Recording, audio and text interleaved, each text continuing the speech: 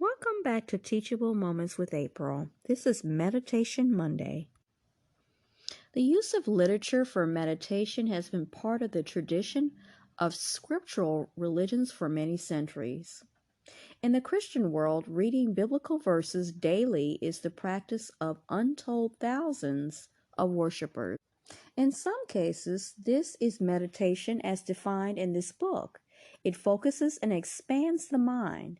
It puts the body in a state of calm alertness. It salves the emotions and sustains the soul. In other cases, however, the use of holy text becomes part of an unexplained negativity toward others and toward their actions. One can repeat the steps of Tai Chi form without focusing the spirit, hoping to grow more graceful and sexy. One can sit in Quaker worship, fantasizing about winning the lottery. Every form of meditation can be used for the ego's purpose, but no other meditative form has the potential for being turned against others in quite the same way as inspirational reading. Because of the power of words apparently dictated by God Himself, and the God in question is invariably male, Holy Writ can be and has often been used as a way to focus on others rather than the self. Meditation with readings, however, can have the opposite effect of permitting focus on the inner world. As such, it is practiced by many people today, whether they participate in conventional religion or not. A tremendous growth in inspirational reading has been seen over the last 2 decades as a result of the increasing number of people participating in 12-step programs. Alcoholics Anonymous and its siblings, Adult Children of Alcoholics, Al-Anon, Narcotics Anonymous, Emotions Anonymous, and many, many others derive from a Christian tradition and as such are people of the book. The scripture in this case is the Big Book. The AA manual created earlier this century by Bill W. Reading from the Big Book is a part of the spiritual practice of many involved in recovery programs. In addition to the Big Book, daily meditation books are common readings for those in recovery. The so-called One Day at a Time books derive their name from a tenet of recovery, that it is as futile to try to change the future except through changing one's behavior in the moment. So the slogan goes, it's important to live one day at a time. To reinforce this concept, daily meditation books offer a few paragraphs of wisdom for contemplation. Hundreds of daily meditation books now exist, each devoted to a single theme. What began in the recovery movement has now spread well beyond it, so that many who use the daily meditation books may be unaware of their origins.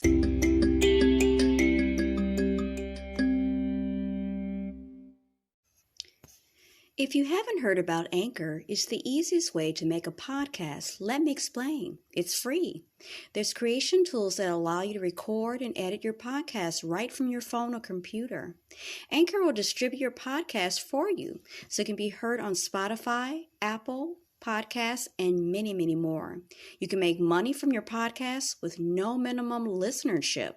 It's everything you need to make a podcast in one place, and that's what I love about it. When I came across it, actually on Spotify, and I thought I'd always been wondering how to do it, how to make that transition into it. And Anchor has made it so easy, and I am so glad that I have found it, and I've started my podcast for my social skills group, and hopefully I can use it for my students as well in my class. So download the free Anchor app or go to Anchor FM to get started.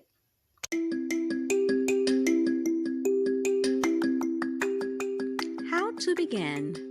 To use inspirational reading as a form of meditation requires one major tool, something to read. And therein lies the challenge. Not everything is suitable for inspirational reading. While it's theoretically possible to read the morning paper meditatively, that's a greater challenge than even most advanced meditators would take on. Inspirational reading requires a text with the following qualities. It can be read in short sections. Each section is rich enough to provide sustenance for meditation, and it reflects the general worldwide view of the meditator. This last requirement is very important, for silent arguing with a text is not meditation, yet the text must be sufficiently challenging to stretch your mind and soul. Many daily meditation books fail in this regard, for their single message grows stale over a few months.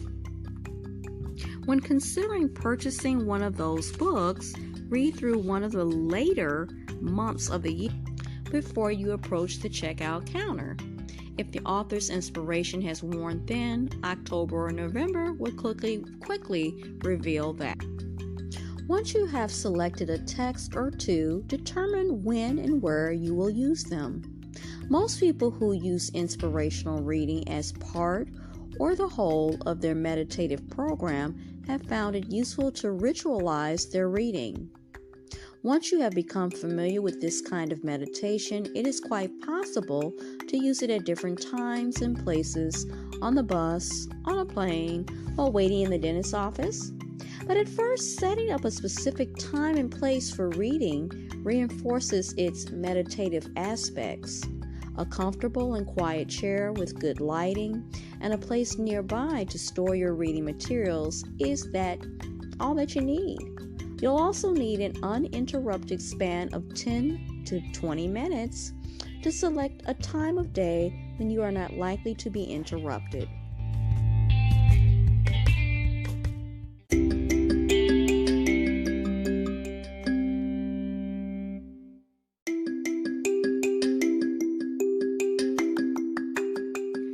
Expect to read no more than a page each day.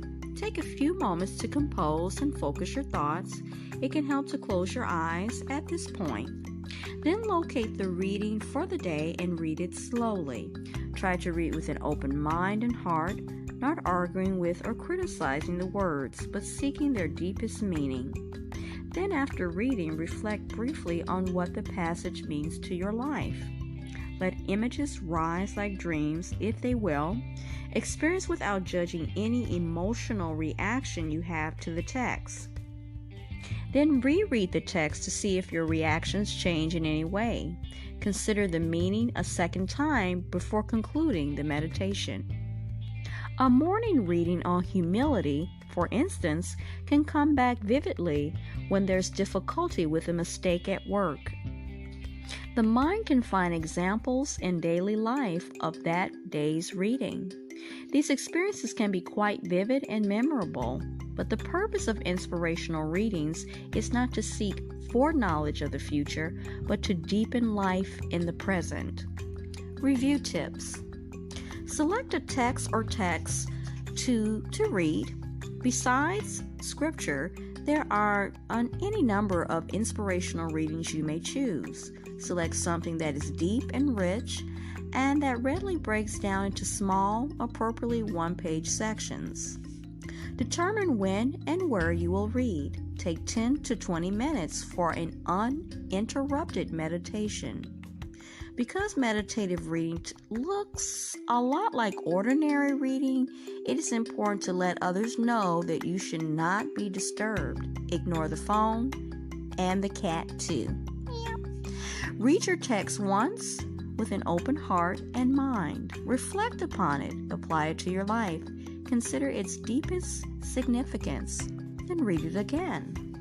When you have become used to this form of meditation, you may want to carry a small text with you for those times when you have a few moments. A meditation book in the car for delays as a long train crosses the road or other potentially irritating moments can be a welcome refuge.